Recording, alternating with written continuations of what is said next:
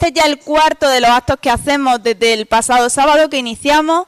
El sábado empezamos con el proyecto de Trump, con 4 especialistas españoles y norteamericanos. El lunes tuvimos ayer el debate de la Dana, que por eso seguimos aquí con el cartel, con los voluntarios, con las organizaciones de víctimas y con los especialistas. Esta mañana hemos tenido el recital de poesía y hoy tenemos este acto tan especial y tan importante dedicado a la violencia patriarcal. Nos lo van a explicar nuestras ponentes. Sí que deciros una cuestión más. Todos estos actos los estamos preparando un grupo amplio de 40 cuadros de todo el país. Y en este en particular, la sección o el sector de movimiento feminista de nuestro partido, pues lo ha estado preparando y orientando con Adriana Torres, Victoria, Viviana Fernández, Vicky, me ha olvidado de tu apellido, perdona. Becerra, disculpa, Vicky Becerra, Viviana Fernández, Violeta Tercedo y Marta Cortés, que la tenemos por aquí, y otras muchas que no voy a nombrar a todas. Sin más, empezamos.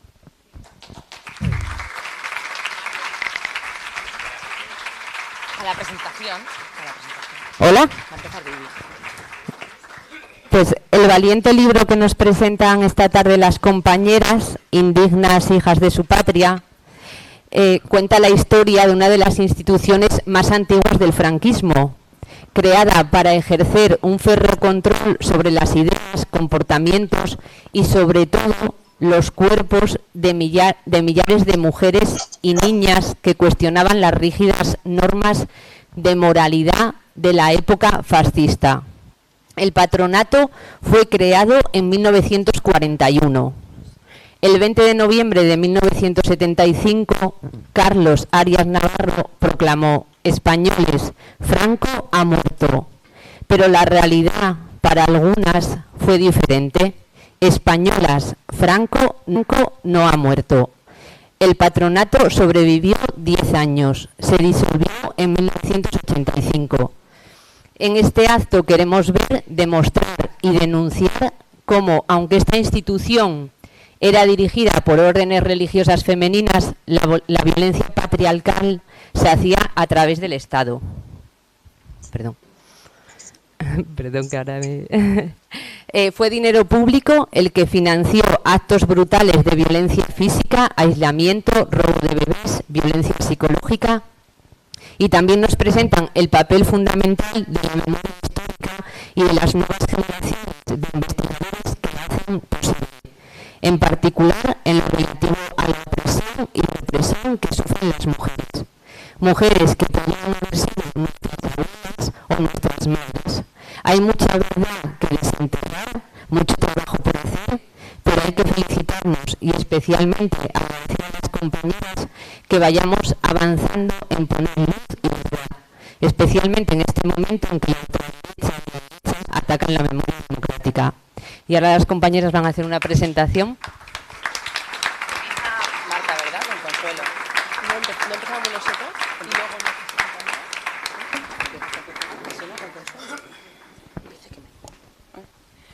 Vale, bueno, yo voy a presentar a Consuelo García del Cid, que está en videollamada, ¿vale? Es una escritora, investigadora y activista conocida por sus ensayos políticos y saca a la luz la realidad de reformatorios, bueno, de los reformatorios franquistas que estaban gestionados por el patronato, y además del robo de bebés robados, bueno, de bebés que se produjeron en dichos centros. Salió cuando tenía 16 años, pero estuvo 24 meses. Y tenemos que agradecerle a ella, gracias a un libro que escribió que se llama Las desterradas hijas de Eva en 2012, tenemos que agradecerle a ella conocer todos estos casos de bebés robados. Luego también en 2017 compareció en el Senado denunciando los centros de menores actuales y el sistema de retirada de tutela en manos de la Administración Pública, por lo que fue llamada a declarar como investigada por calumnia. Pero bueno, gracias, fue absuelta. Después de un proceso judicial muy duro por vía penal que se prolongó 3 años y bueno, es una gran luchadora y junto con 60 de sus antiguas compañeras reivindican el ser reconocida en la memoria histórica como represaliadas del franquismo, porque todavía no lo están, y bueno, según sus palabras, como represaliadas y no como víctimas, porque víctimas eran las que se suicidaron. Y bueno, es autora de numerosos ensayos, políticos, novelas, biografía y antología, y ha recibido 2 premios. Bueno, uno es el Literaducto de poesía y también es de novela, el ICE. Así que un aplauso para ella. Vamos para adelante. ¿Aquí? Sí, ponte aquí.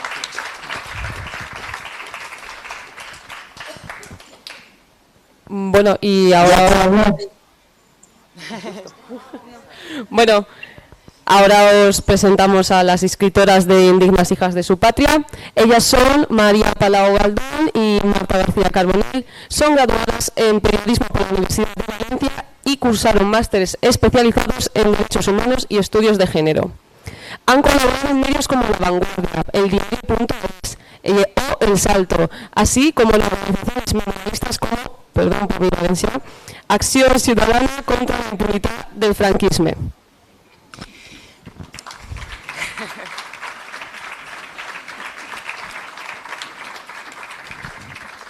Además, ambas han dedicado parte de su carrera a la recuperación de la memoria democrática con un enfoque feminista, investigando la posibilidad de reparar a las mujeres víctimas de la represión franquista a través de novelas escritas por autoras pertenecientes a la generación de la posmemoria. Y a través de su trabajo nos han ofrecido una mirada crítica y necesaria sobre las raíces históricas de las desigualdades y también una herramienta fundamental para comprender el feminismo actual.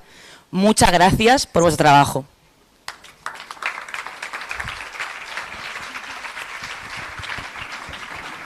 Pues ahora sí, Consuelo, puede empezar, que estamos todas y todos atentos. Adelante, Consuelo.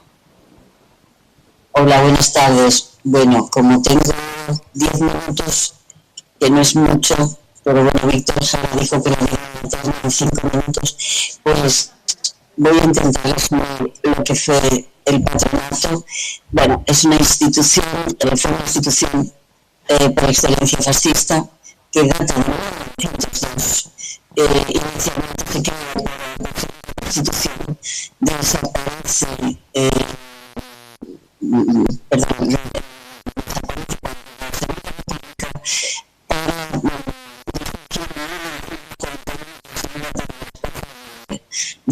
Francisco Franco Carmen Polo. Ahí es donde se permite la persecución de la violencia por la mujer que decía que todas las criminales que podemos suponer cualquier cosa a darte una última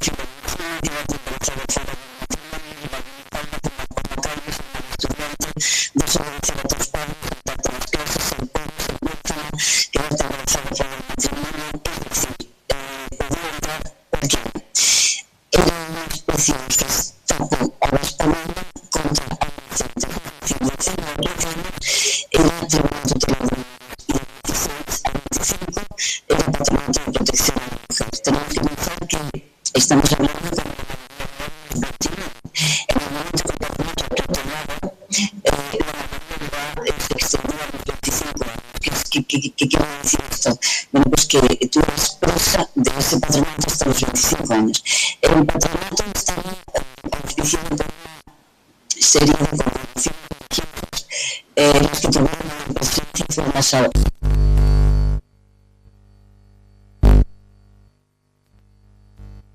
las evangélicas, el Buen Pastor, las Trinitarias, terciarias capuchinas de la Sagrada Familia. Bueno, ellas, todas estas congregaciones tenían una serie de reformatorios que en muchas ocasiones no se reconocen como tales, sino que dicen asilo, casas de amparo, colegios, bueno, colegios, sí, claro, porque estábamos encerrados, todo un régimen penitenciario. El sistema era brutal, tanto que hubo suicidios dentro de los reformatorios porque no se podía soportar el régimen de internado, estábamos todos trabajando, trabajábamos gratis, incluso trabajo porque todas estas congregaciones de la costa de la mar, de las internas, no podíamos tener en el momento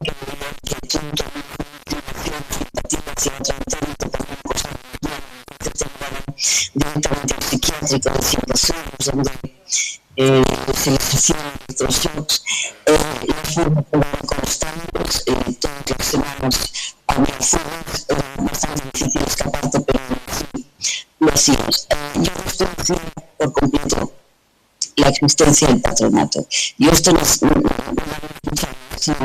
en mi vida.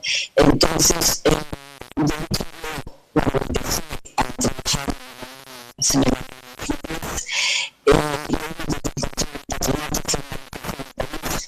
en el que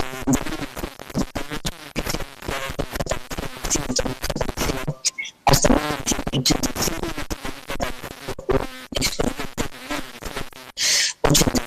es decir, más de 10 años después ¿por qué? Pues no es que el patronato fue una institución que estuviera oculta, porque aunque hubo clara de que no se conocía en absoluto, eso es algo que se no es cierto, simplemente no importaba absolutamente nadie, igual que no importa nada que se prostituye, exactamente. Bueno, yo tengo 26 años, soy de una familia de Barcelona y yo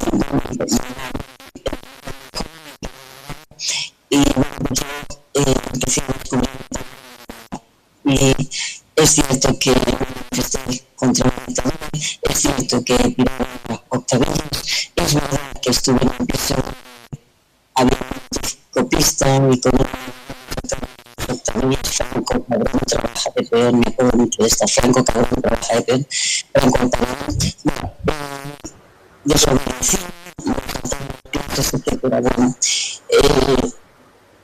empecé también a cambiarme, me vestía de hippie, esto en mi familia era un escándalo total, y todo sucedió de fuego, y yo estaba durmiendo en la clase y de pronto encendí mi madre por la cabecera de locos de toda la vida. ¿Y de qué pasa? Me despierto, ¿qué es esto? No, es que te vamos a poner una vacuna contra la gripe. ¿Cómo? Yo no pude reaccionar. Me cogieron por el izquierdo, es lo único que mi familia ha hecho por la izquierda alguna vez en su vida, y entonces yo sentí y no recuerdo absolutamente nada. Me desperté en una habitación completamente desconocida.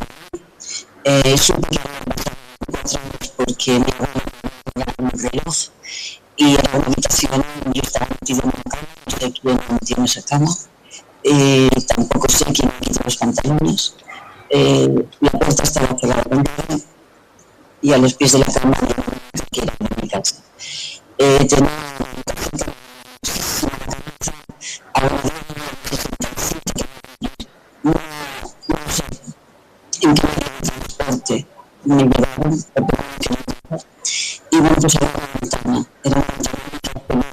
que era la calle por borraches meses y yo no solo en esa ventana, la calle se veía no solo muy cerca pero tampoco muy lejos y entonces yo al ver los coches que todas las matrículas de los coches, todas las matrículas supe que estaba en Madrid. En ese momento supe que estaba en Madrid. Bueno, yo puse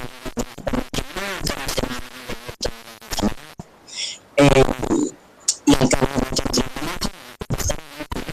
formación. Recuerdo que me hice como un colegio de formación. En todos los colegios se forma. Esto es un colegio de formación. Digo, sí, esto ya me lo he dicho, pero ¿qué es esto de colegio de formación? Esto no se lo formatorio. Bueno, aquí esta palabra no se pronuncia, digo, vale, está clarísimo. Y bueno, pues la me cogió mi maleta, fuimos por un pasillo muy largo y cuando vi una fila de internas larguísima, como que los 5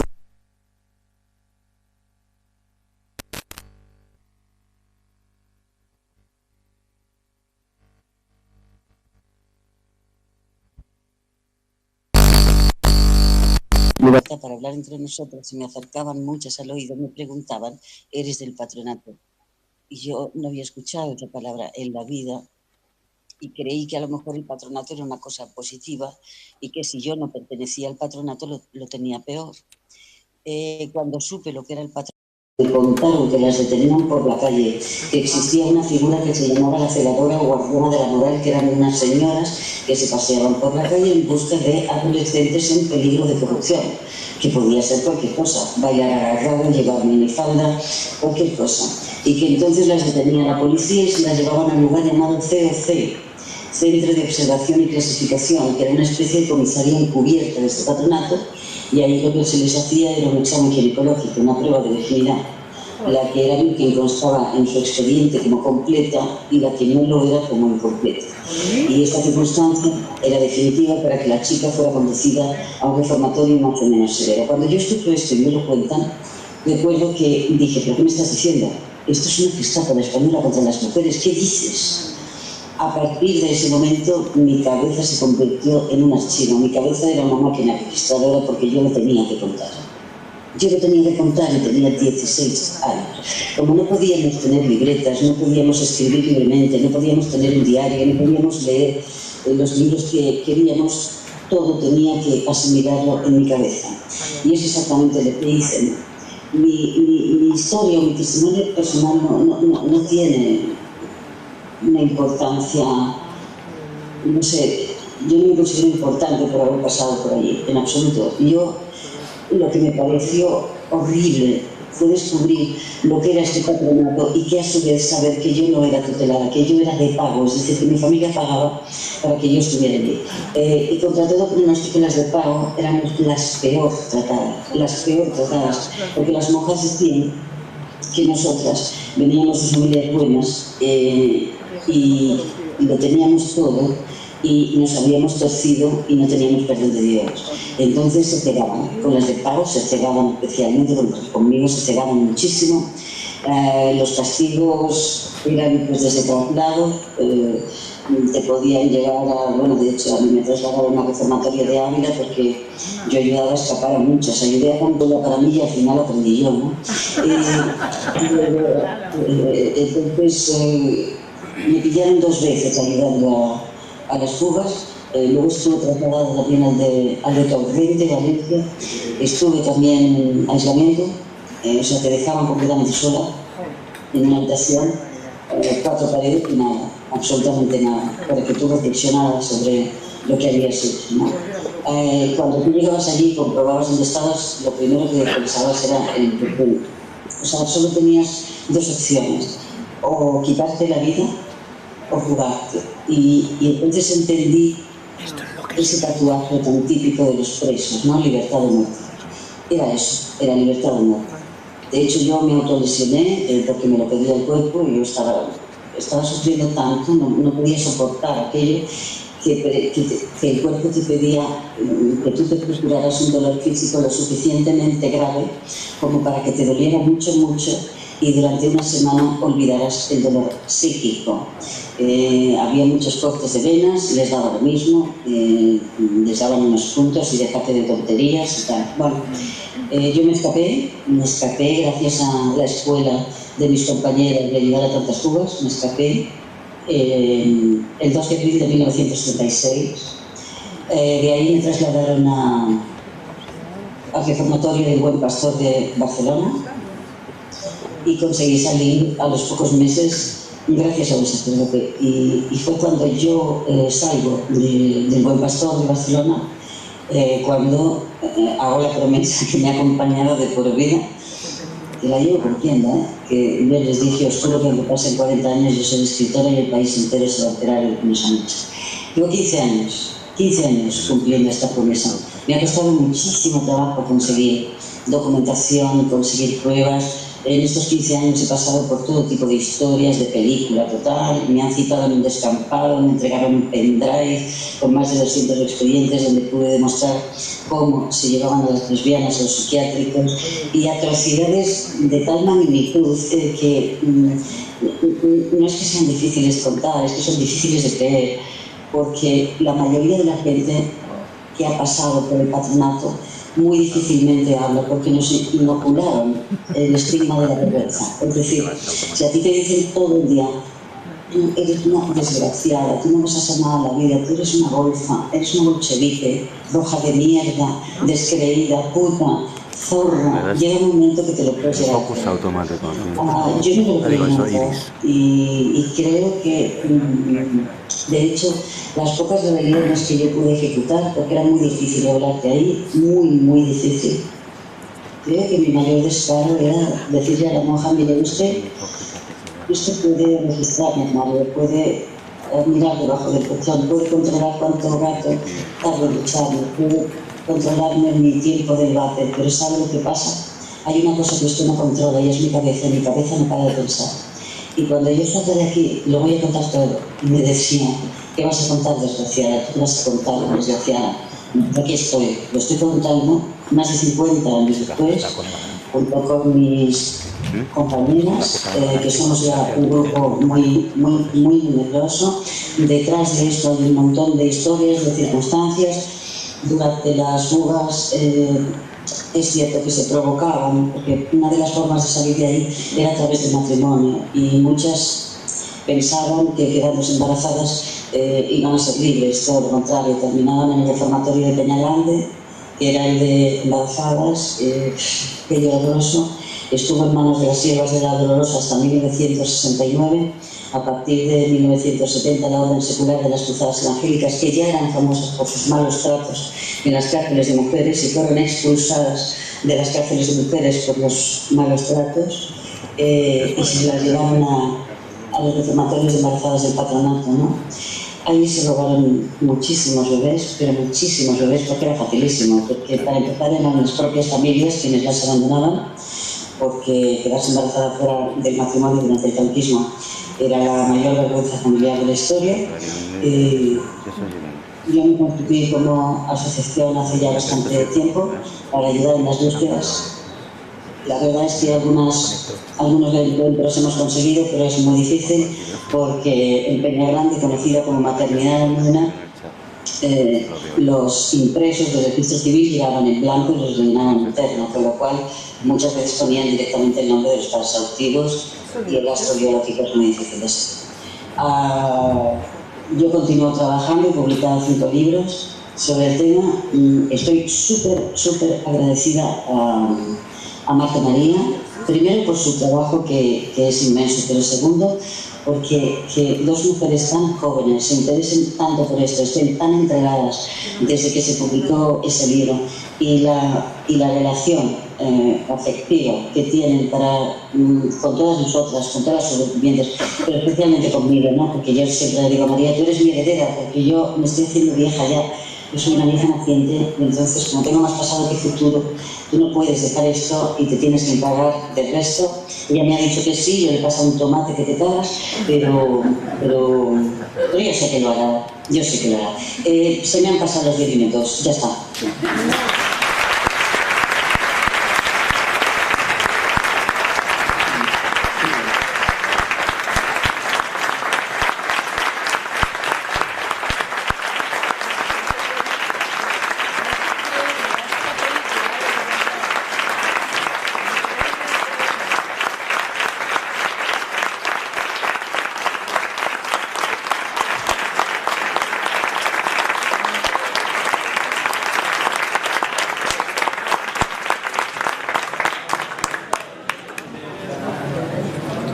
Consuelo, no sé si lo has podido ver y escuchar, pero te han dedicado un sonoro aplauso y se ha levantado aquí el pleno, ¿vale? Que como no nos vemos, es lo que acaba de pasar.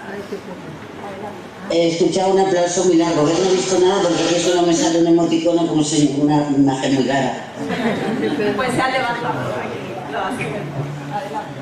Bueno, nosotros. Muchas gracias. A ti. Pero igual le tienes que dar algo. No sé qué se oye, ¿eh? Ahora sí. Hola. No muy bien. ¿El botón? Se oye, habla. Ah, ¿se oye? Ah, vale, perfecto. Día que no sería. Bueno, primero que nada, daros las gracias a vosotras por invitarnos hoy también, por el interés que habéis mostrado por nuestro trabajo y por cedernos este espacio. Bueno, yo estoy un poco emocionada porque cada vez que oigo hablar a Consuelo de nosotras me emociono, entonces pues le voy a mandar, aunque no me vea, un besito y un saludo muy grande a Consuelo, que ella sabe que bueno, todo lo que ha dicho ella sobre nosotras es recíproco de nosotras para ella. Yo creo que ella ya forma parte fundamental de nuestra vida y ella lo sabe. Entonces pues también desde aquí lo primero que quería hacer era reconocer su trabajo. También es verdad que siempre nos pasa que cuando vamos con alguna superviviente como Consuelo, como Pilar García, como muchas otras supervivientes que nos acompañan a estas charlas, a mí siempre me pasa que cuando hablan ellas primero, yo luego ya no sé qué decir, porque me parece que ellas cuentan también su historia y dejan todo tan bien explicado y tan emocionalmente bien contado, que es un poco difícil, ¿no?, luego coger el testigo. Nosotras en estas presentaciones siempre vamos de la misma manera, y hoy que somos tanta gente en la sala creo que es un buen momento para hacer este pequeño juego, que es si podéis levantar la mano la gente que hace 2 años o 3 años conocía aquí que era el Patronato de Protección a la Mujer. Bueno, hay bastantes manos para lo que suele pasar. Lo que pasa es que después de esta pregunta siempre hacemos otra que muestra bastante bien lo que ha explicado Consuelo, lo que luego vamos a explicar nosotras, que es que si os preguntamos quiénes de aquí conocían que durante el franquismo existían conventos o reformatorios donde se llevaban a las chicas rebeldes o a las chicas que se portaban mal, no sé cuántos levantaríais la mano entonces. ¿Ves? Casi toda la sala levantaba la mano, y eso es un poco lo que nos pasó a nosotras. Nosotras sí que, bueno, por nuestras madres, por nuestras tías, habíamos escuchado esta leyenda un poco como que viene el coco, ¿no?, de que si te portas mal te llevarán a las monjas, pero la primera vez que nosotros escuchamos hablar sobre el Patronato de Protección a la Mujer fue hace ya 5 años, haciendo un reportaje sobre una cárcel de mujeres que está aquí en Valencia, ubicada en el convento de Santa Clara. Y es ahí cuando 2 historiadoras, Melanie Ibáñez y Vicenta Verdugo, nos nombran la existencia de esta institución que se encargaba de controlar los cuerpos, los comportamientos y las actitudes de las mujeres. En ese momento María y yo nos quedamos totalmente alucinadas, porque no entendíamos cómo era posible que nunca nadie nos hubiera contado que esto existía. Estamos hablando de una institución que, como muy bien han explicado, estuvo activa hasta 1985. Esto quiere decir que nuestras madres, nuestras tías y nuestras abuelas, por una cuestión cronológica y espacial, podían haber estado allí encerradas, ¿no? Yo creo que eso fue lo que nos hizo empezar a investigar sobre el patronato. En un principio iba a ser un simple reportaje, como lo era lo de la prisión de Santa Clara. Lo que pasa es que de repente empezamos a entrevistar a gente, entre ellas Consuelo, empezamos a leer y era tan grande que al final tuvo que salir un libro. Este libro, Indignas hijas de su patria, es el resultado de la beca Josep Torrent, de la Unión de Periodistas y la institució el Consell Magnani. Y claro, la Diputación de Valencia de antes, la de ahora no sé si nos hubiera dado la beca, pero en ese momento tuvimos suerte y nos dieron la beca. Y bueno, nosotros lo que intentamos hacer en ese momento era una radiografía del patronato a nivel estatal, pero sí centrándonos mucho y poniendo ejemplos sobre el país valenciano, sobre Valencia, Castellón y Alicante. Y bueno, sí que es verdad que desde que publicamos el libro ahora hemos conocido a muchísimas más supervivientes, hemos investigado muchísimas cosas más sobre la institución. Creo que Consuelo ha explicado perfectamente lo que es. Yo me he apuntado solo aquí un par de cosas más que decir, porque creo que ha quedado clarísimo lo que era. Por una parte, Consuelo ha hablado muy bien de este papel de la Iglesia Católica en el patronato, en un primer lugar, porque bueno, todos estos fundamentos, ¿no?, de la buena mujer y de la mala mujer se sustentan en la religión católica. Y luego, sí, claro, perdonad. Y luego por 2 cosas fundamentales. En primer lugar, porque cedieron sus espacios con conventos reconvertidos en reformatorios, y en segundo lugar porque cedieron a su personal con monjas encargadas del proceso de reeducación de las niñas. Pero creo que es muy importante también cómo toda la sociedad se puso de acuerdo en que estas niñas eran niñas que tenían que ser encerradas y castigadas por sus actitudes y por sus comportamientos. Hablamos de que las niñas, y siempre recalcamos el concepto de niñas porque yo creo que es muy importante, podían llegar al patronato de muchísimas maneras. Podían llegar al patronato por redadas callejeras, denunciadas por sus familiares, pero también denunciadas por un vecino, por un médico, por un profesor, por una monja. Al final toda la sociedad hubo un consenso, por lo menos, de que estas niñas eran elementos contaminados o contaminantes, como ellos decían. A ver, se nos está colando. Son los problemas del directo, no pasa nada.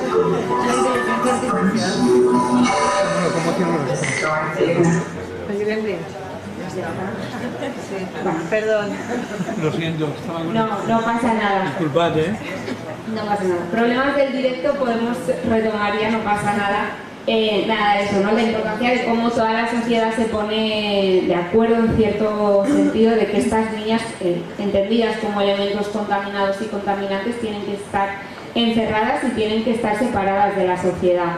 En este sentido también, una cosa muy importante, y además es una pregunta que siempre nos hacen y que probablemente si no aclaramos ya salga cuando hagamos el pequeño debate, uno de los principales problemas que tenemos en torno a la investigación del patronato es que nunca vamos a saber cuántos centros colaboraron con la institución ni cuántas internas estuvieron encerradas, porque nos falta muchísima documentación, hay muchísima documentación que se ha perdido. Yo no sé cuántos incendios en archivos ha habido o cuántas cajas se han perdido por X motivos, pero además es que siempre son los mismos.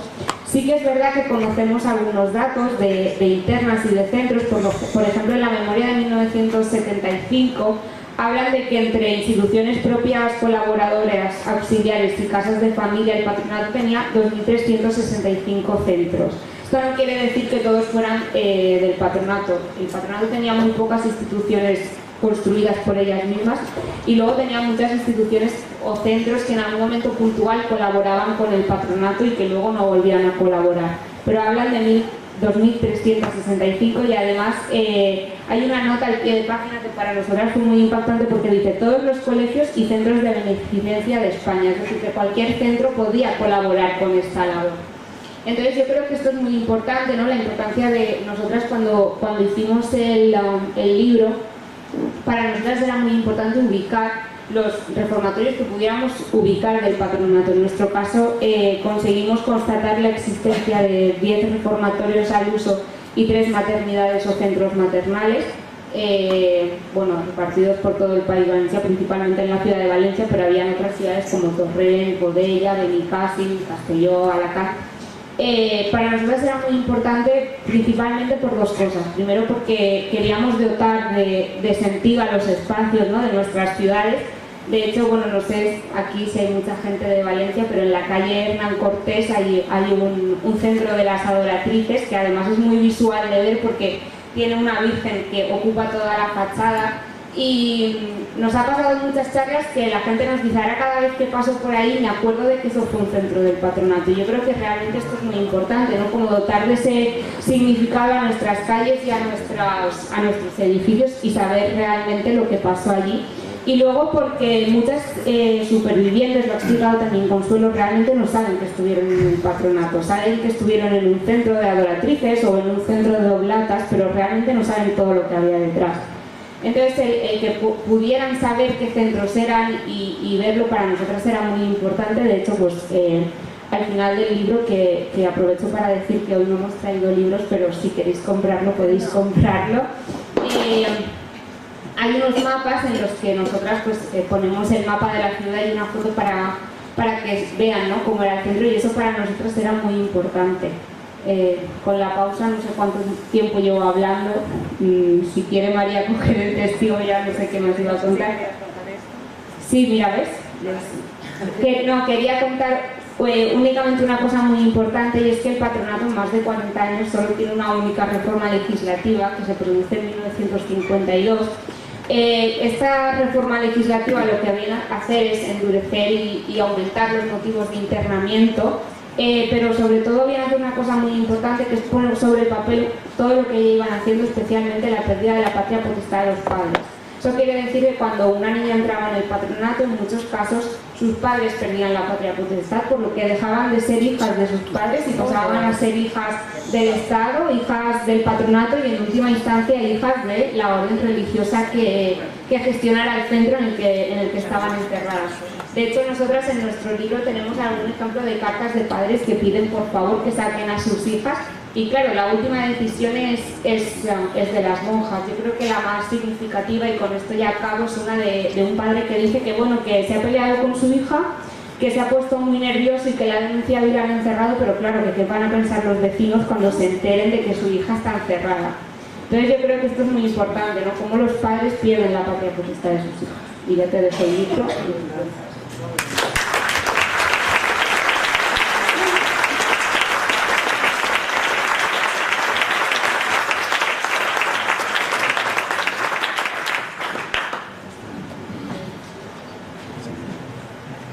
A ver, ¿por dónde sigo yo ahora? Me he apuntado aquí algunas cosas, os voy a ir contando. Si me pasa el tiempo, pues me haces una señal, que ya sabemos que me gusta demasiado a veces. Y bueno, y cualquier cosa que se nos quede pendiente, pues siempre podemos hablarla después en el debate. Ha dicho Marta en un momento de su intervención que ellas mismas, las supervivientes, cuentan también su historia, que luego nosotras ya no sabemos muy bien qué decir. Y creo que esto es un punto muy importante cuando hablamos del patronato. Siempre decimos que es una oportunidad única para conseguir esa verdad, esa justicia y esa reparación en vida, porque en el ámbito de la memoria siempre pedimos estos tres pilares, ¿no? Y por supuesto también las garantías de no repetición para personas que ya fallecieron por edad o que fueron asesinadas. En el caso del patronato, la mayoría de supervivientes, o una gran parte de ellas, están vivas y pueden contarlo. Nuestro trabajo siempre lo resumimos así, es acompañarlas, y en nuestro caso, pues bueno, como periodistas, haber escrito unas cuantas páginas porque es lo que sabemos hacer. Pero el trabajo fundamental o el privilegio, diría yo, es poder escucharlas a ellas. Y muchas veces Consuelo nos cuenta, he hablado con no sé quién, he hablado con no sé quién, y me piden pruebas. ¿Y cómo le voy a dar yo pruebas si todos esos documentos han desaparecido?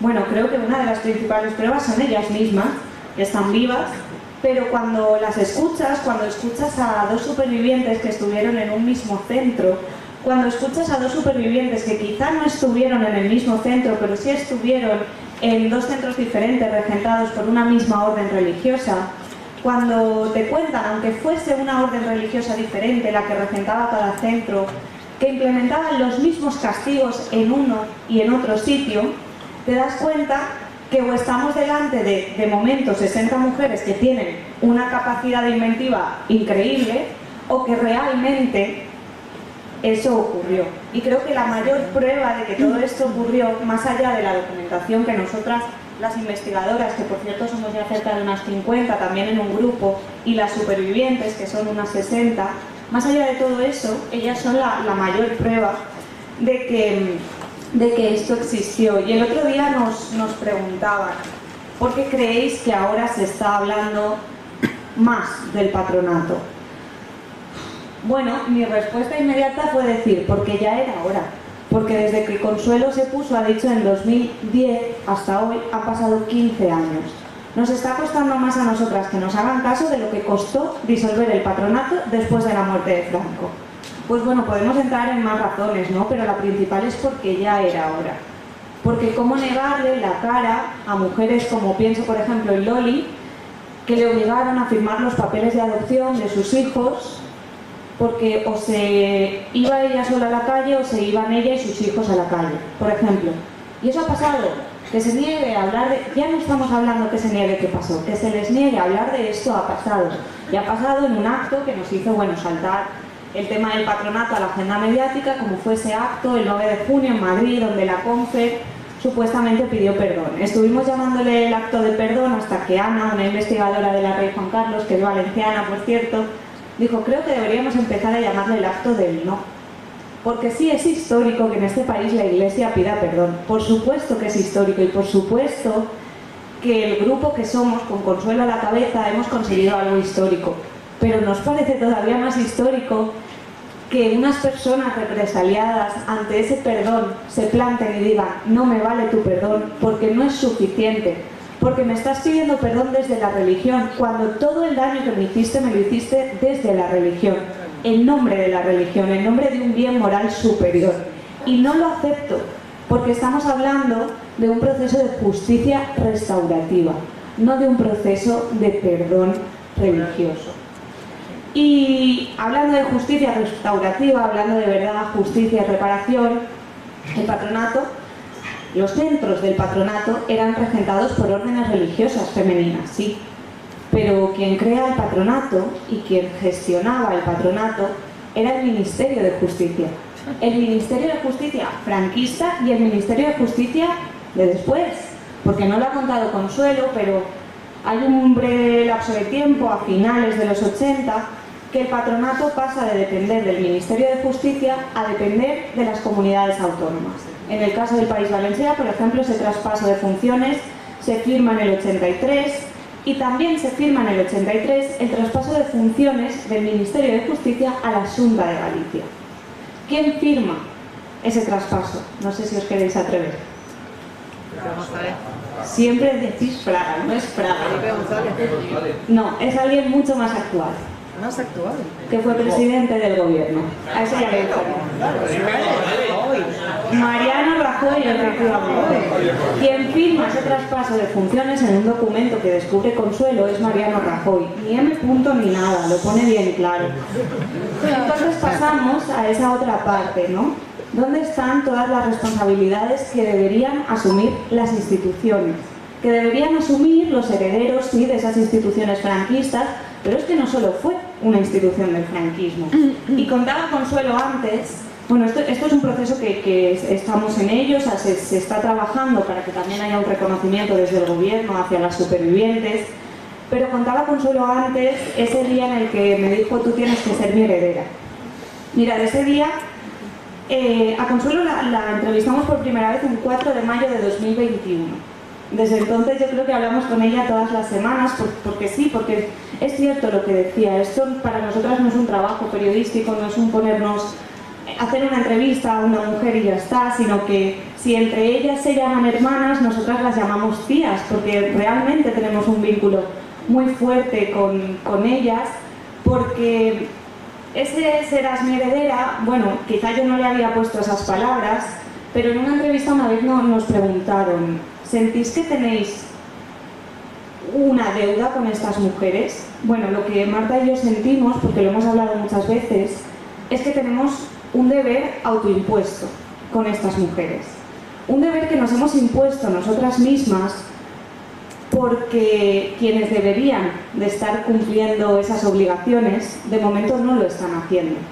Porque quienes sí tienen el deber de acompañar a todas estas supervivientes, de hacer memoria, de cumplir la ley, al final, no lo están haciendo. Quizá sea por valencianas, ¿no? Cuando nos han presentado a Rosa antes, creo que aquí sabemos mucho lo que es sentirnos abandonadas por las instituciones y quizá por eso asumimos ese deber, siendo muy conscientes de que no éramos nosotras quienes teníamos que cumplirlo. Pero es verdad, desde ese 4 de mayo de 2021 no dejamos cada día de intentar cumplir ese deber y por si os preguntáis, ¿no? ¿Qué puedo hacer yo en esto? ¿Qué puedo hacer? Pues mirad, lo primero que podéis hacer, no hace falta irse a los archivos, no hace falta hacer una investigación de Pulitzer, no es necesario. Es tan fácil como preguntar y después saber escuchar, aunque lo que te cuenten duela mucho. Porque muchas de estas mujeres todavía no han sido capaces de contar su historia porque siguen sintiendo ese miedo, esa culpa y esa vergüenza que les inyectaron prácticamente en vena durante su encierro en estos conventos.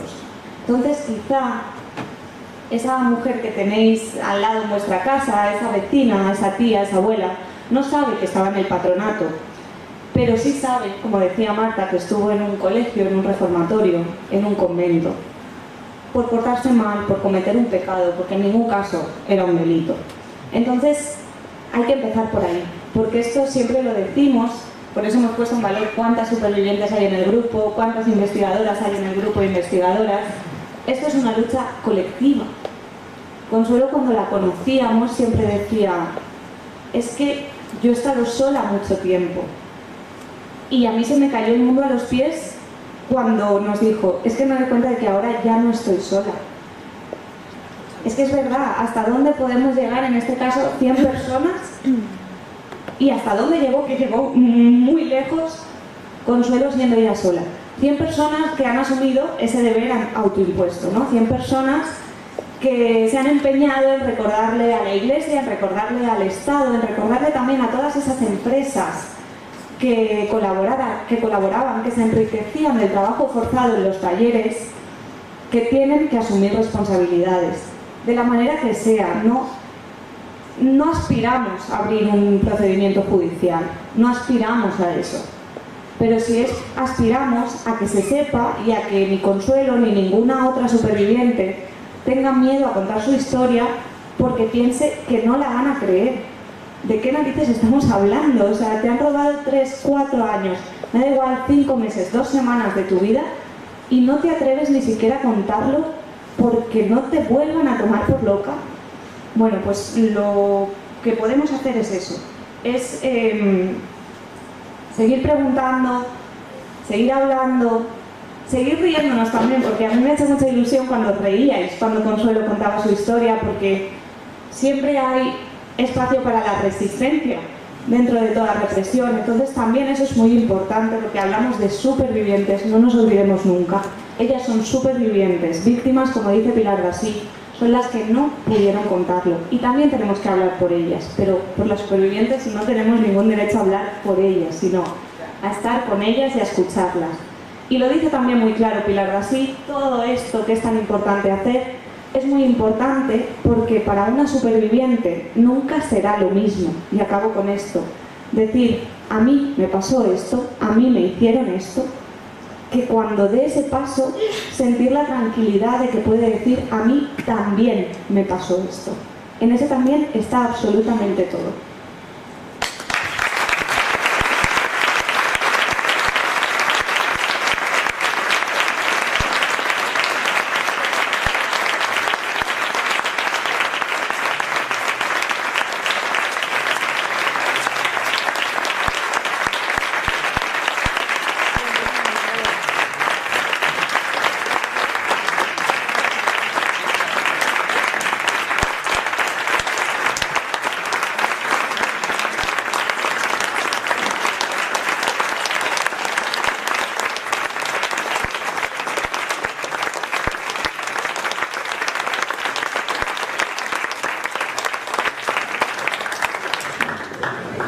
Muchas gracias a Consuelo, a Marta, a María. Vamos a abrir una rueda de preguntas, que seguro que hay muchas. Y primero, bueno, estabais hablando de la importancia de escuchar a las supervivientes. Tenemos una compañera que no puede estar aquí hoy, la tenemos desde Tenerife. Ella es Carolina Martínez y su madre fue víctima del patronato y pues nos lo quiere contar y por supuesto hacerle un homenaje a ella. Adelante, Carolina, a ver si te podemos escuchar. Hola, buenas tardes, ¿se escucha? Sí. Bien, vale, bueno, pues lo primero quería saludar y agradecer el espacio para contar este testimonio. Presentarme, hoy no... Carolina, espera un segundín, que te están subiendo el volumen, un momentito, y así te escuchamos mejor. Prueba a ver.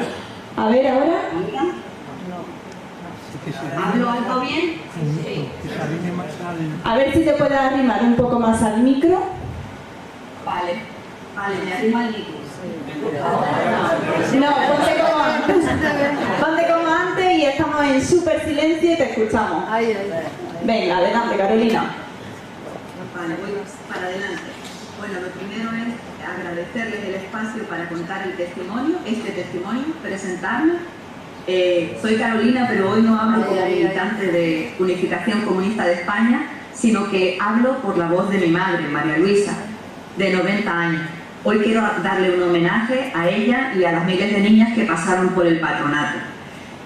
Las vivencias de mi madre, que las recuerdo cuando era pequeña, como nos contaba que estuvo en un colegio de ricas, ella lo llamaba así, porque a ella le tocó hacer los trabajos más duros, limpiar de rodillas, fregar, lavar en piletas de agua helada la ropa del invierno y bordar. Ahí aprendió un oficio, pero es que ese oficio se convirtió en una esclavitud, ¿no? desde por la mañana hasta por la tarde, bordaba.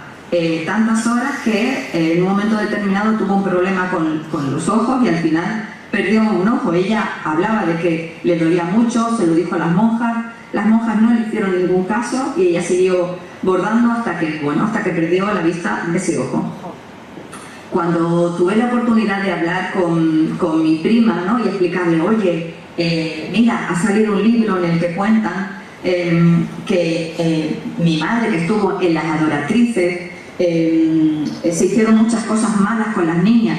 Ella me respondió, no, eso es mentira, porque abuela nunca lo hubiera permitido. O sea, lo que quiero dar como testimonio es que la gente en la calle, o sea, la gente de fuera, no sabía lo que estaba pasando dentro, ¿vale?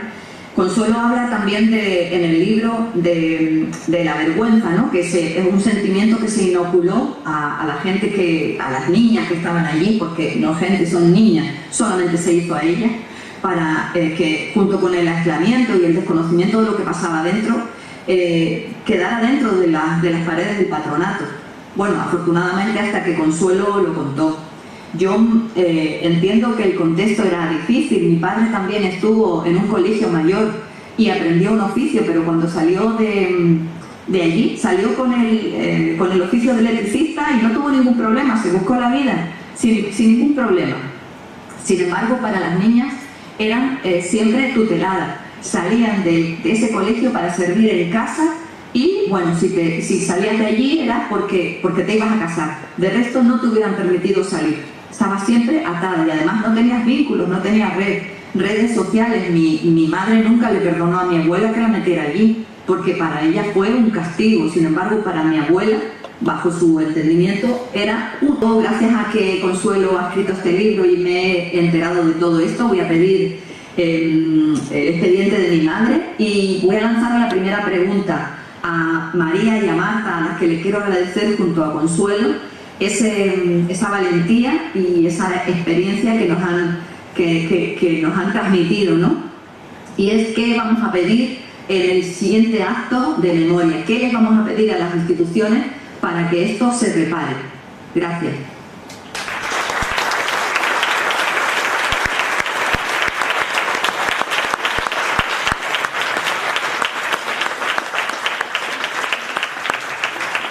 Bueno, no sé, Consuelo, si nos escuchas, no sé si quieres contestar tú. Es que creo que se ha salido. ¿Qué? Si se ha cortado la conexión. ¿Se ha cortado? Se ha salido. Bueno, No, la conexión está. Esto de gente está conectada. vale, llame de nuevo. Ahí está. Ahí está. No. Ah, se le ha quitado la cámara. Vale.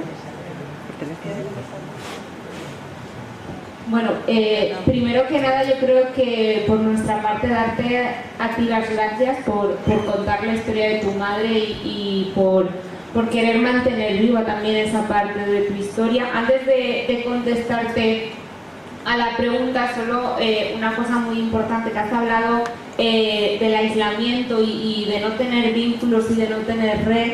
Creo que esto es muy importante porque además una de las cosas que hacía el patronato, lo ha contado también Consuelo diciendo que de Barcelona se la llevan a Madrid, era justamente eso, deslocalizarlas y quitarles cualquier tipo de vínculo y cualquier tipo de red por una cuestión muy fácil, para que no pudieran escapar si no pudieran irse de los centros. Por tanto, quería también destacar esa parte, ¿no?, que has contado, que yo creo que no lo habíamos dicho, pero que es muy importante. Y respecto a las reivindicaciones de las supervivientes, yo creo que lo primero y más importante es el reconocimiento en el artículo 3 de la Ley de Memoria Democrática como víctimas, porque ahora mismo las supervivientes del patronato no están incluidas. Sí que se nos dice que, bueno, como se reconoce a las mujeres represaliadas por el franquismo, como que ahí entra un poco, pero sí que es verdad que queremos que se ponga que son las víctimas del patronato y que se reconozca su papel de víctimas de la dictadura franquista. Y luego también reclamamos, muy importante, una comisión que sea interdepartamental e interterritorial, que siempre me cuesta decirlo, e independiente efectivamente, que nos permita conocer realmente qué fue el patronato. Y decimos interdepartamental porque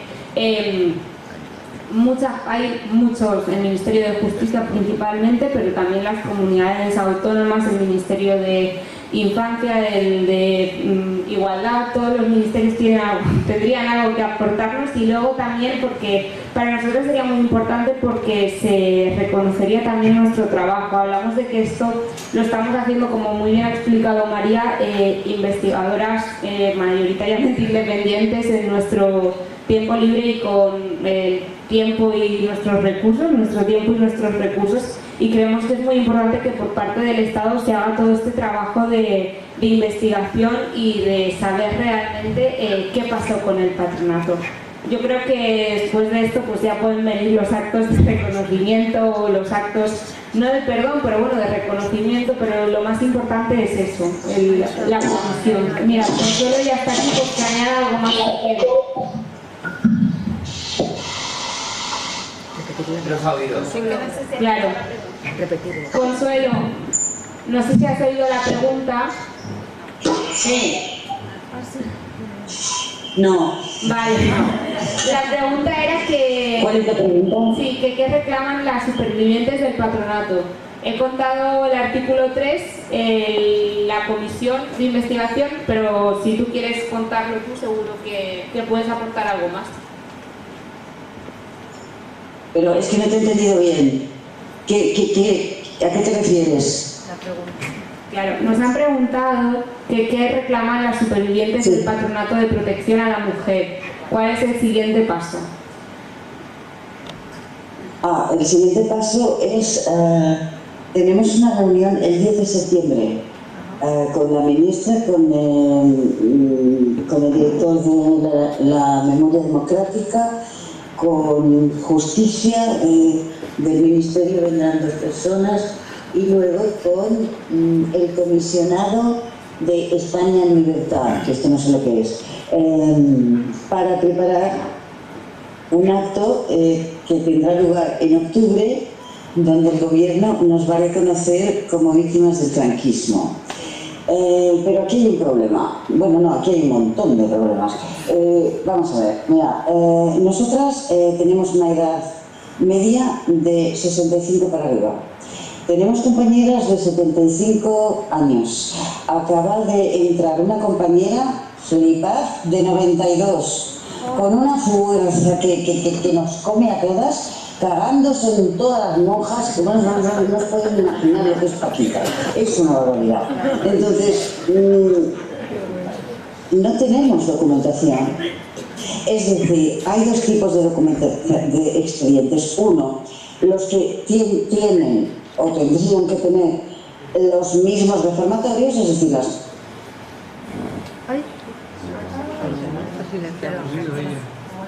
Es su conexión. Ahora mismo no se te escucha, Consuelo. A ver si se puede reponer. Si no, vamos a empezar la rueda de preguntas presenciales, porque es evidente que la tecnología no está de nuestro lado hoy. Si vuelves, Consuelo, te escuchamos, ¿vale? Pues pregunta del pleno, de los asistentes. Necesitaríamos a alguien que acerque un micro. Sí. Vanessa, porfa. Adriana, Vanessa está aquí delante. Ya por el vídeo, no sé por qué venía.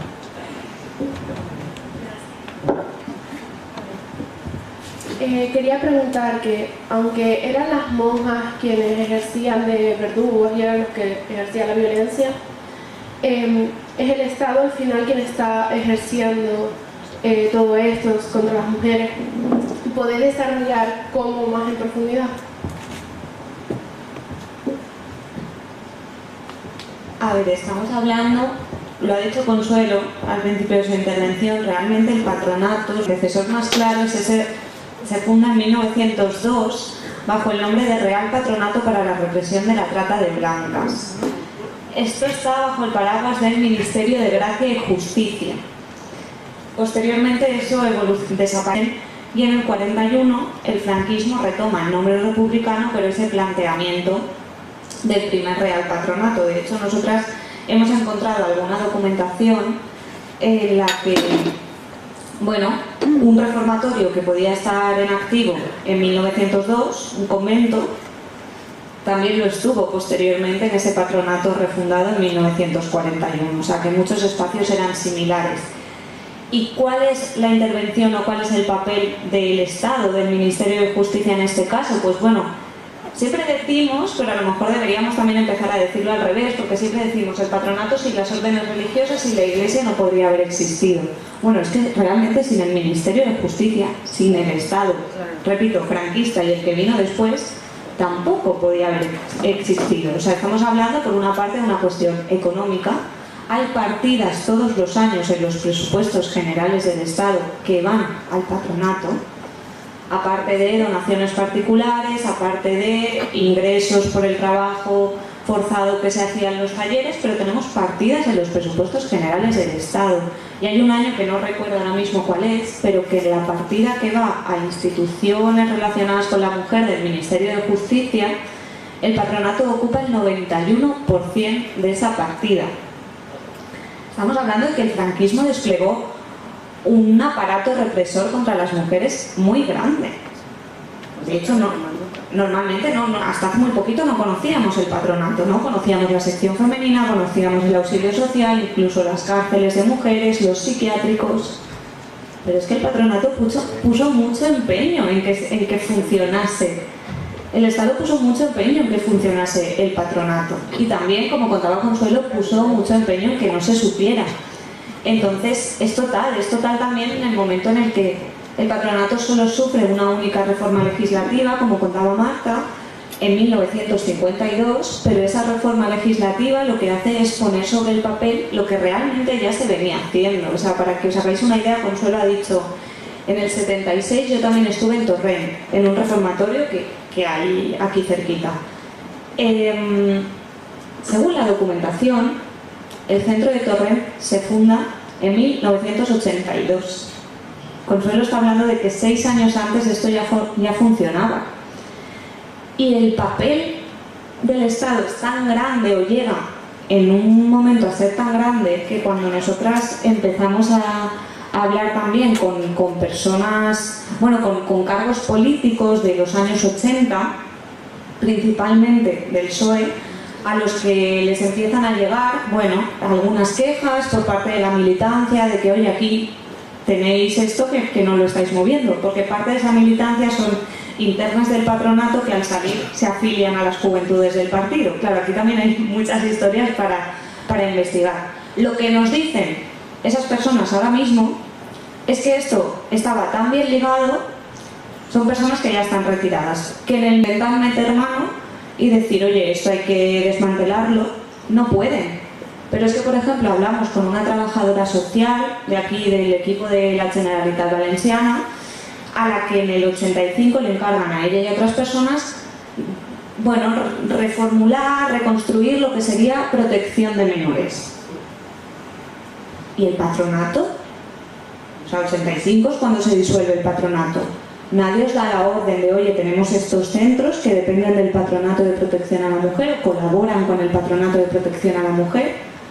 Nadie os da la orden de que eso también hay que reformularlo, porque en el 85, lo ha dicho Consuelo, ahora mismo ha aparecido un expediente del 86, y en el 85, ¿qué pasa? ¿Se abren las puertas y todas las niñas se van a la calle? ¿A dónde? No. Es que esos conventos siguen ocupándose de esas niñas y siguen recibiendo subvenciones por ello. Ahora ya no se llama patronato, ahora tiene otro nombre y el funcionamiento es distinto, pero estamos hablando de que son muchas las mismas monjas. No sé si quienes seáis de Valencia o conozcáis un poco Valencia, no sé si os suena la Casa Cuna Santa Isabel. Bueno, pues la Casa Cuna Santa Isabel, donde se han robado muchos niños, donde se ha llevado a Sor Aurora a juicio, su respuesta ha sido que esa documentación que le están pidiendo, que no tiene forma de facilitarla porque ya no existe, bueno, se le ha absuelto, también hay que decirlo, pero es que esa señora sigue siendo la superiora de la Casa Cuna Santa Isabel.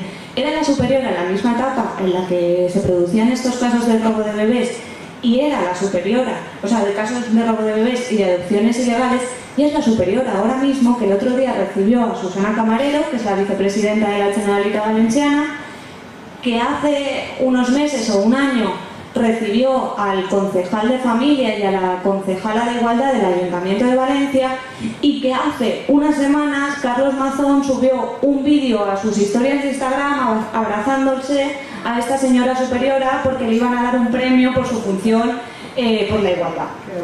Entonces, ¿de qué estamos hablando? Si esa señora sigue ahí y es la misma. O sea, en otros sitios podemos decir que las monjas han cambiado, que las fórmulas, que el trato ha cambiado.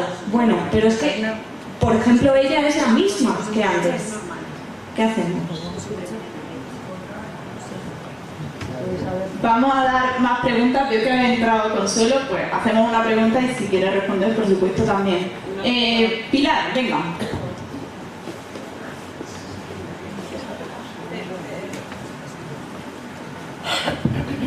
Muchas gracias a todas por estar aquí. Muchas gracias, de verdad.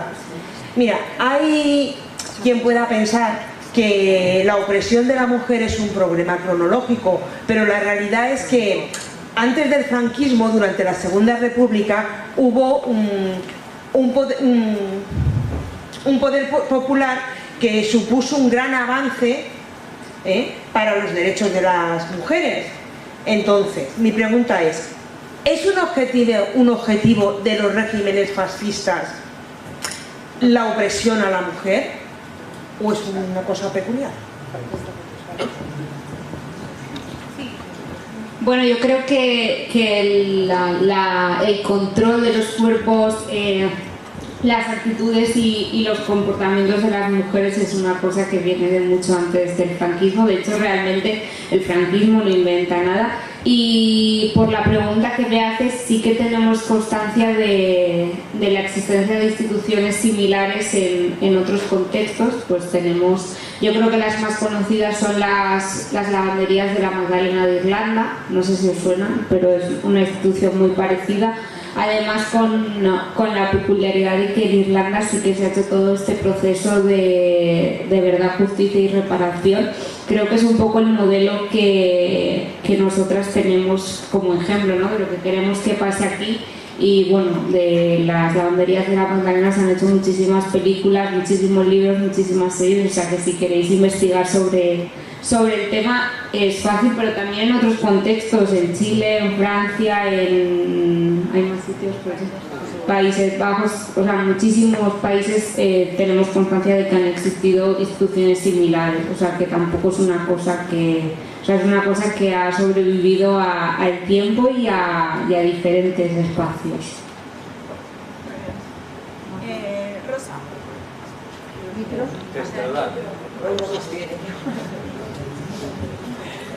Hola, buenas tardes.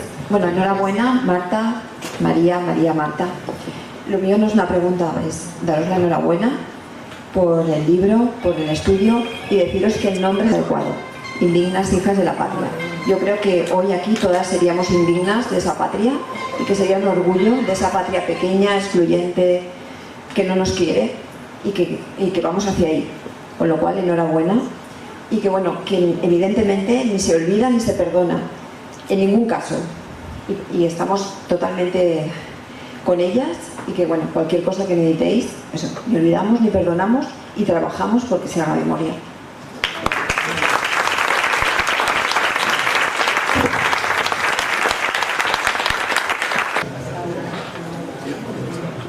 Bueno, breve, pero a mí me parece en primer lugar me parece, así de entrada, ¿no? Generacionalmente hablando, ¿no? Pues Consuelo o vos, ¿no? Esa diferencia generacional me parece extraordinaria. Las mujeres jóvenes, ¿no? Y luego, en segundo lugar, la pregunta es, después del caso de La Manada, que realmente fue un hecho que conmovió a la sociedad española, ¿no? Se ha abierto nuevos casos, innumerables casos de violaciones, de acoso sexual, de agresiones sexuales, ¿no? Digamos, se ha abierto como esa pequeña puertecita, ¿no?, para dar a conocer. Entonces, pero luego se mantiene, como decís vosotras, un silencio interesado, como el caso del patronato, Entonces, bueno, ¿por qué pensáis vosotras que es importante romper ese silencio, ¿no?, en el patronato y en todos esos casos que sufrimos la mujer? Empiezo yo y luego si quieres añadir algo. Bueno, primero decir que la verdad es que es curioso, sobre todo, bueno, yo creo, bueno, ya hay investigadoras más jóvenes que nosotras, pero no somos las más mayores, entonces cuando estamos con Consuelo sí que es bastante curiosa, ¿no?, esa diferencia generacional. Pero sí que es cierto que la mayoría de investigadoras que trabajamos sobre el patronato tenemos más o menos la misma edad. Muchas de nosotras somos gente joven que, bueno, este deber autoimpuesto, ¿no? Y también yo creo que es muy importante que nosotras ya no tenemos miedo de que nos encierren por comportamientos que antes se encerraban, ¿no? Para nosotras es muy impactante, ¿no?, pensar que por manifestar te pueden encerrar en un reformatorio, que por llevar la falda muy corta te pueden encerrar en un reformatorio, o por ir con un chico por la calle te pueden encerrar. Entonces no tener ese miedo también hace que para nosotras sea más fácil contarlo, ¿no?, porque no tenemos un poco esa separación generacional. Pero sí es cierto que muchas de nosotras somos muy jóvenes y bueno, también miran muchas pues, que están haciendo sus TFGs o sus TFNs y se acercan al patronato y ya se quedan. Entonces yo creo que para nosotros eso es lo más importante. Y luego creo que María ha contado muy bien esta reflexión final de la importancia de decir a mí también me ha pasado y no decir a mí me ha pasado esto. Y yo creo que principalmente por eso es importante que hablemos de este tema y que se conozca lo que fue el patronato de protección a la mujer. Creo que es una cosa que nos va a costar porque además, pues bueno, ya lo hemos ido diciendo, ¿no?, pero hay mucha gente implicada en este tema, hay mucha gente que no le interesa que se sepa, pero son muchas mujeres las que estuvieron ahí encerradas durante muchos años, hablamos de más de 40 años, y se tiene que saber y tenemos que seguir hablando. Y yo creo que de aquí, que somos muchos, pues 3 o 4, os quedéis con el tema y preguntéis, investiguéis aunque sea un poco qué pasaba en vuestras provincias, pues yo creo que eso es lo más importante. Yo creo que ahí se puede hacer un paralelismo también muy claro, ¿no?, entre, en este caso, las violaciones que mencionabas, o más que las violaciones, que ahora se dé el paso de denunciar, o bien judicialmente o bien, como en el caso de las supervivientes, de contarlo públicamente. Y es por lo que decía Marta, ¿no?, por ese sentimiento, por ese trabajo que hemos hecho desde los movimientos feministas de decir, tú no estás sola. Tú no estás sola porque o quizá esto no solo te ha pasado a ti, o aunque en este círculo seas la única a la que le ha pasado, vas a tener, en este caso principalmente, a las mujeres acompañándote. Entonces yo creo que ese no estás sola, y en el caso del patronato no eres la única, es uno de los motivos fundamentales, sumado a ese ya era hora, porque ya vamos tarde, que dice Pilar Iglesias, que es otra investigadora. Pues son dos de los principales motivos para decir, bueno, es que por una parte se ha sumado esa indignación, queremos ya hablar sobre esto, que viene quizá también de esas generaciones que somos más jóvenes y no tenemos ese miedo y decimos, ostras, vamos a hablar de esto todo lo que haga falta, a ese sentimiento, yo creo, de las supervivientes, de decir, es que yo ahora ya no estoy sola porque tengo a mis hermanas y nosotras seríamos las sobrinas, ¿no? Entonces me están acompañando y sé que a lo mejor hay alguien ahí que no me va a creer, pero sé que sí voy a tener a mi alrededor a muchas personas que sí que me van a acompañar. Entonces, muy bien. Bueno, María,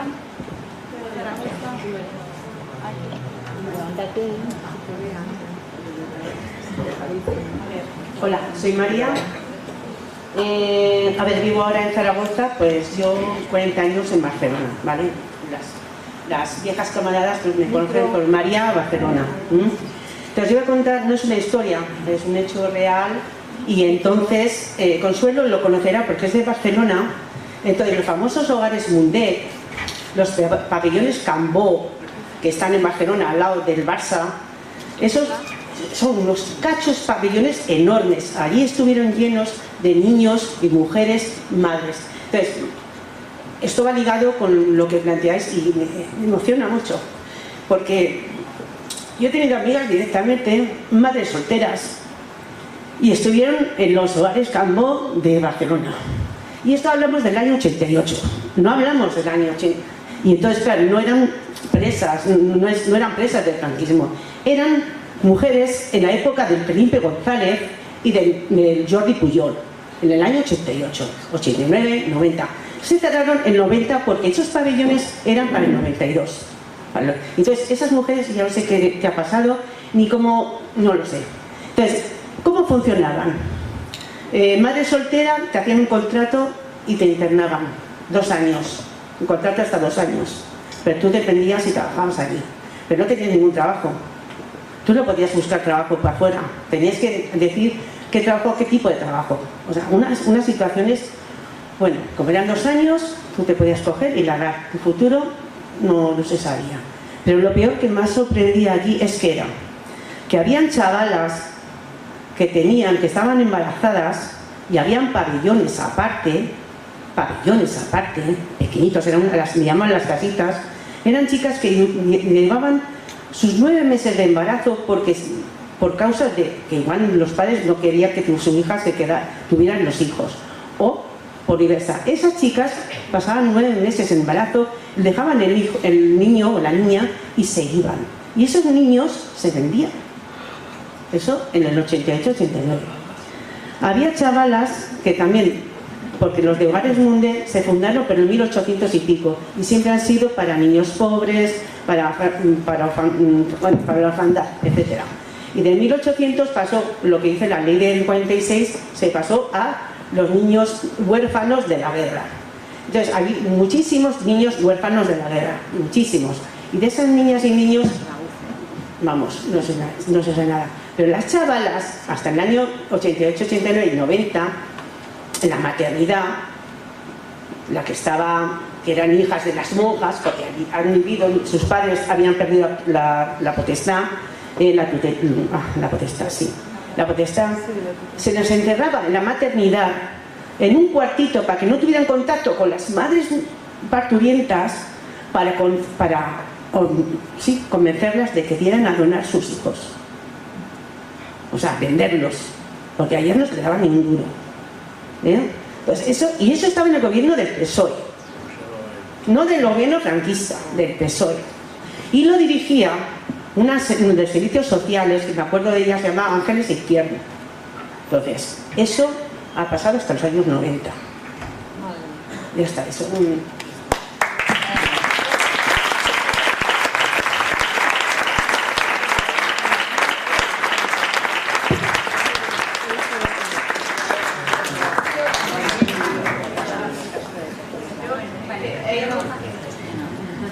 Si queréis levantarla un segundo y os veo.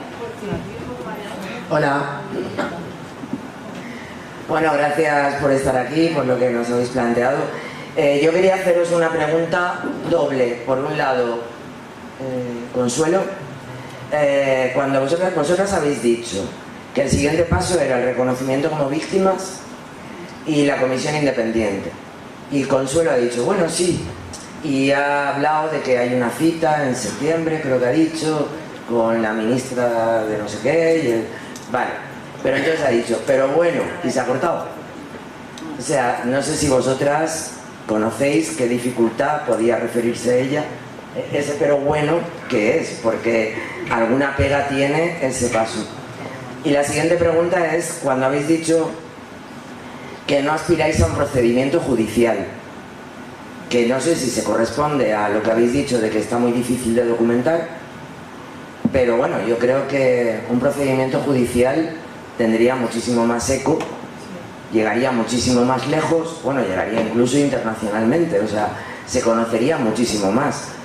Entonces, pues quería preguntar también por qué habéis dicho que no os proponéis, o si es solo una cosa de por el momento y cuando tengamos más fuerza lo haremos.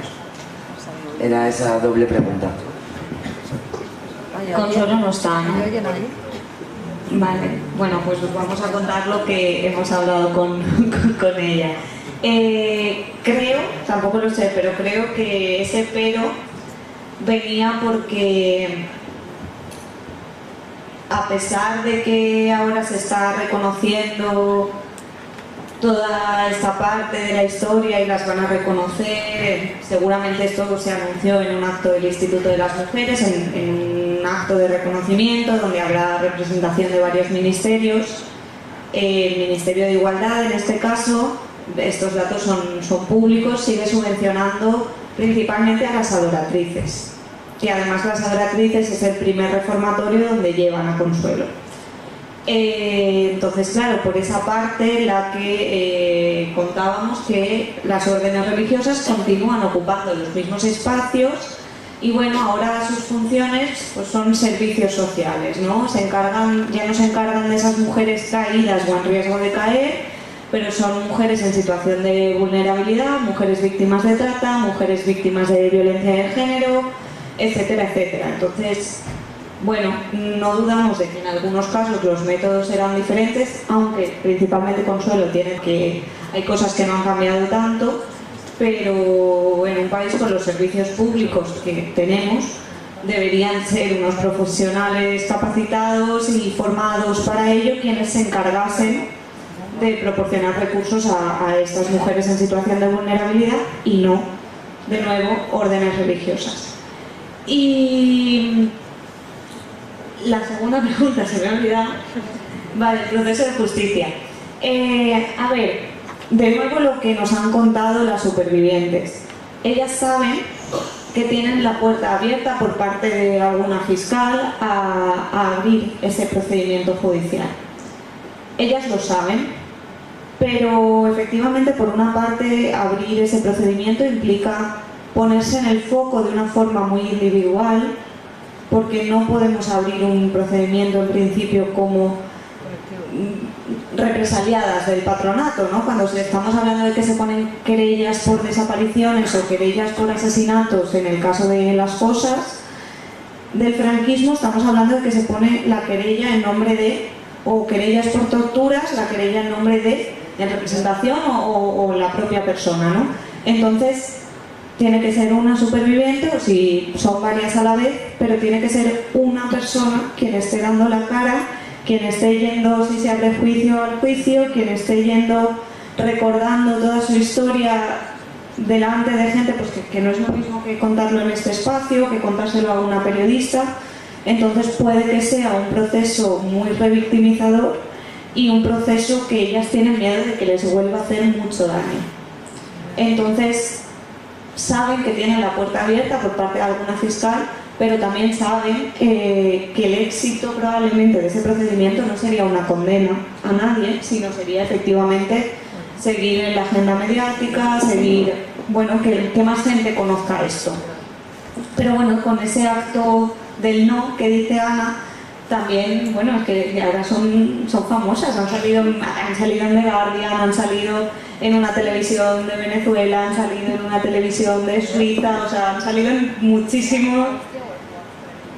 Australia también han salido, en Reuters salieron y de repente ese teletipo de Reuters apareció en un medio de Nigeria, o sea, para que os hagáis una idea de que esa repercusión internacional con este acto ya la tuvo. Pero bueno, saben que la puerta está ahí y si alguna, porque como van apareciendo más, si alguna en algún momento decide dar el paso, por supuesto tendrá todo el apoyo de sus compañeras y tendrá todo el apoyo de las investigadoras, pero por el momento su decisión es esa. Pues ya que está ahí detrás, Vicky. Ah, creía que estaba detrás. El mismo.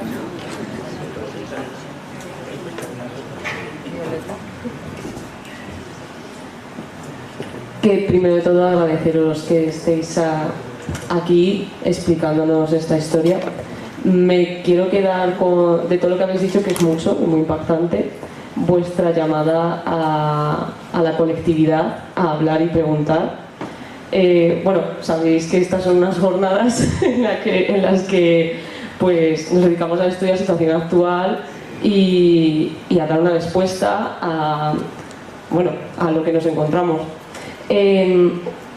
Con esto y con todo lo que habéis contado de la trayectoria del patronato previa a ya en la República se la nombra siempre este interés en controlar a la mujer, cómo lo habéis llevado un poco hasta el día de hoy. Se podría decir, y si podéis elaborar un poco, ¿sigue existiendo una violencia una violencia patriarcal en el Estado contra la mujer?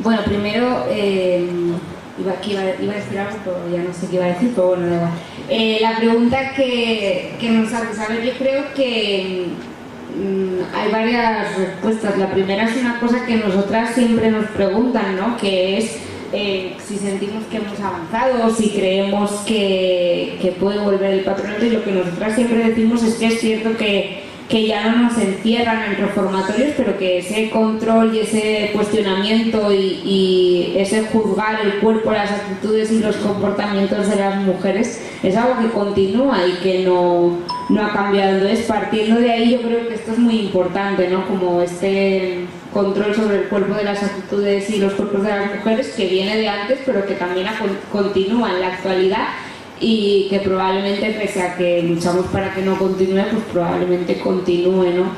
Respecto a la violencia institucional, yo creo que viene muy relacionado con lo que veníamos contando, ¿no? Cómo estas órdenes religiosas continúan ocupando los mismos espacios y continúan trabajando con mujeres víctimas de trata, víctimas de violencia de género, madres solteras.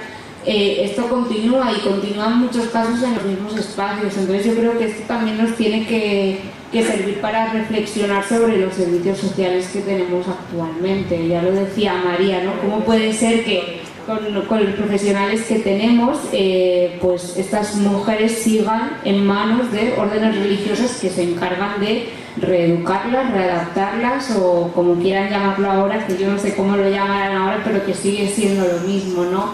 De hecho, en este acto del no que dice María, se hizo muy patente como esta continuidad en los términos, porque es una cosa que siempre hablamos entre nosotras, sobre todo con una superviviente que se llama Pilar Gasí, que bueno, como ha dicho María, es nuestra tía Pilar. Hablamos mucho del discurso que tuvieron las superioras de las órdenes religiosas cuando hicieron este acto de perdón, ¿no? Y ellas hablaban de un proceso de reparación moral.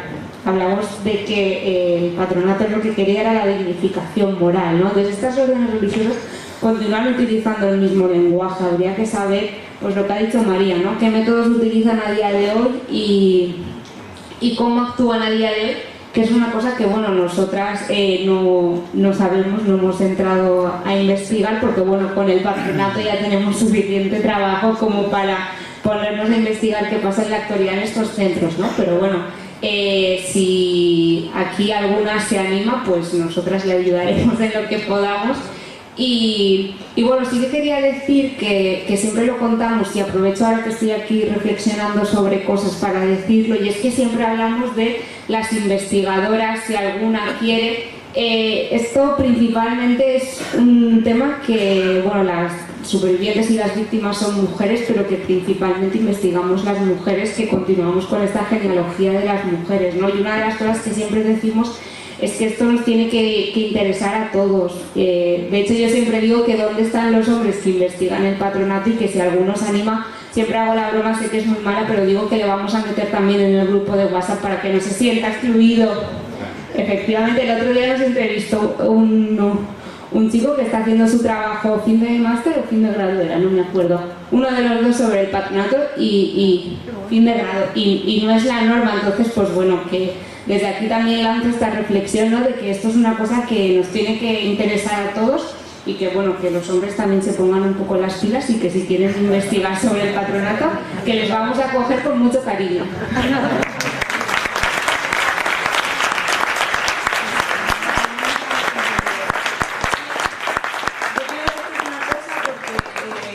Viene Mónica otra, ¿no? Ya no me acuerdo de... Vale, pues nosotros aún no sabemos si podremos venir, pero para que le preguntéis. No, porque esto que hablábamos de la pervivencia, ¿no? Y de cómo son actualmente esos servicios sociales que están a cargo de ellos las monjas, pues bueno, no aparece en el libro porque lo encontramos posteriormente, encontramos un supuesto reformatorio del patronato, porque los reformatorios no necesariamente colaboraban con el patronato esos 40 años, o sea, la etapa en la que colaboraban podía ser menor, podía ser un tiempo más pequeño, pero encontramos un reformatorio en altura. Cuando nosotras empezamos a investigar sobre ese reformatorio en altura, nos salieron como 3 conventos casi en forma de triángulo, en 3 pueblos, ¿no? casi ahí en la frontera entre los pueblos, y aún no sabemos muy bien cuál de esos 3 reformatorios es, pero sí que uno de esos 3 reformatorios, que creo que eran...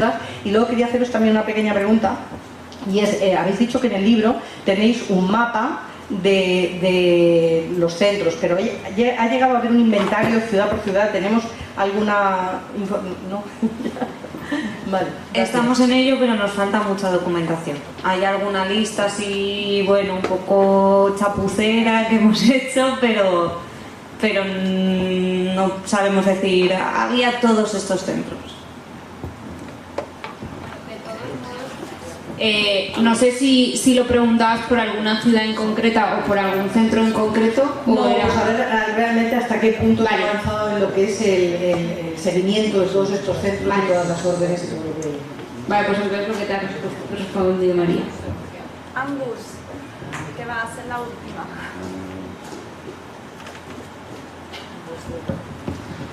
Hola, buenas tardes y gracias por sacar un poco de luz, más luz a estas situaciones que han sucedido durante tanto tiempo.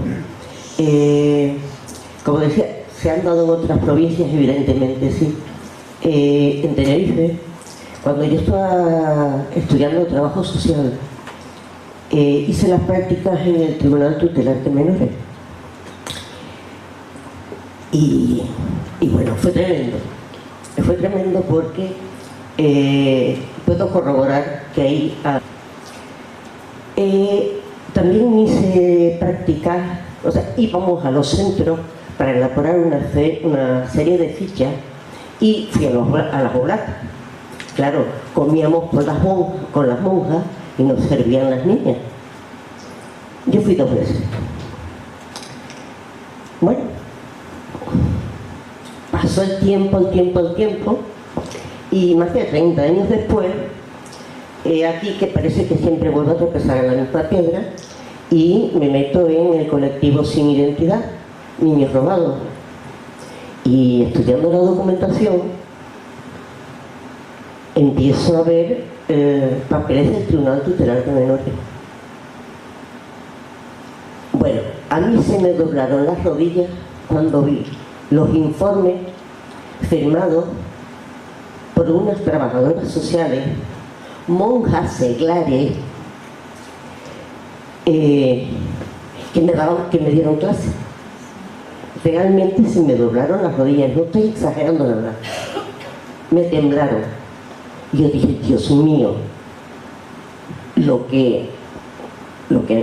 Bueno, ya dentro del colectivo Sin Identidad vas adquiriendo más conocimientos y uno tiene también más edad.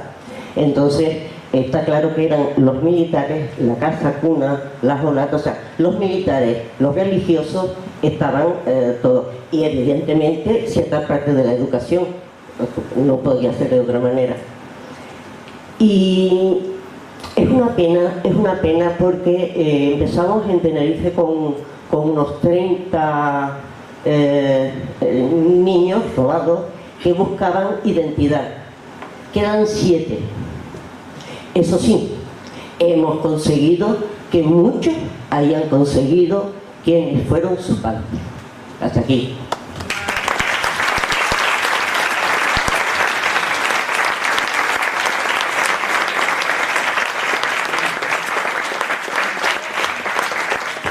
Es que a mí como cierre me parece maravilloso quedarnos con esa parte de buenas noticias. Pues muchas gracias a todas y a todos por participar y muchas gracias a nuestras ponentes y a todas las que habéis aportado vuestro testimonio.